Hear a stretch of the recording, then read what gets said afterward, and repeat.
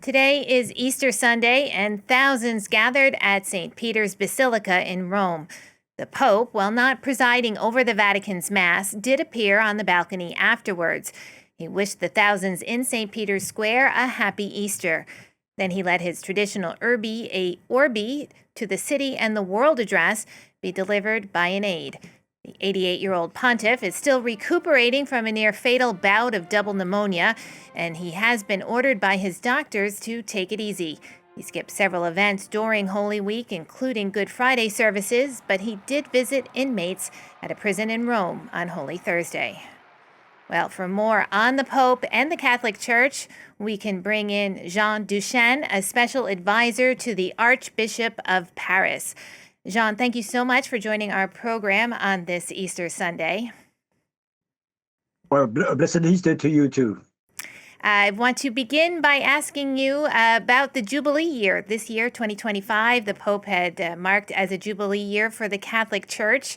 And Pope Francis, he's already had quite an impact on guiding the Church. What more can you tell us where it's heading into the future and what that future looks like? All Catholics, of course, are concerned by the health of the Pope because the Pope is their leader. The Pope is their pastor. And he helps them, let us say, remember what they believe in and what they should do, what they can ask for, and also what they can hope for. And so, of course, the Pope is, in a way, just like a father, and a father who is, of course, human. He's, of course, blessed by God. He's sent by God, but he's only human. And what he can do is always surprises us because it does not come from him only. It comes from on high. It comes from above. Now, I want to also ask, the Pope there has clashed with some of the more conservative elements in the Church. There hasn't been 100% agreement on some of the directions he's taken the Church. And also, as we've seen here with this bout of pneumonia, he's not in the best of health. So are potential successors already sort of seeking support should something happen to the Pope, a bit like in that film, The Conclave? And then where would the Church be headed?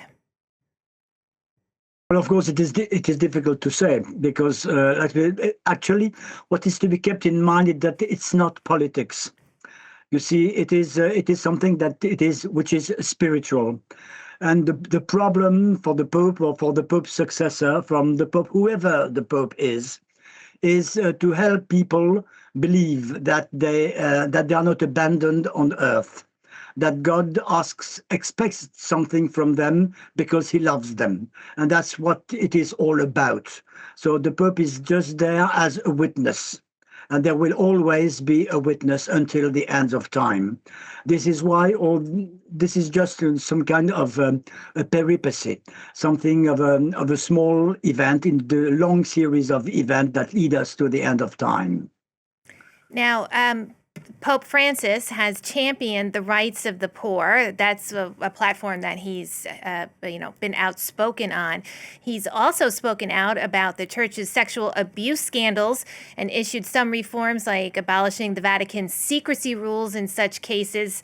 Still, unfortunately, revelations keep coming to life, like Pierre Abbé here in France, accused of sexually abusing women and children. What more can the Church do to protect its parishioners from being victimized and to regain the public's trust? Well, the Church has already done much. The sensitivity, the awareness of this kind of evil, this kind of scandal is something that is relatively new. But it is only relatively new. Because the Church has always been betrayed, because Jesus himself has always been betrayed. He was betrayed by Judas, as is well known. And he was betrayed he had 12 apostles, only one of them betrayed him. This time, I'm not sure whether it is 1 in 12 priests who is a sexual criminal. Probably it's less. So we should not be surprised. We should not be surprised because wherever God gives something, Well, we can say that Satan or the devil is ready to try to corrupt it. And of course, this is something that is very serious. Uh, the Holy Week does not include the happy Easter Sunday only. There's also Good Friday. There's also the crucifixion of Christ.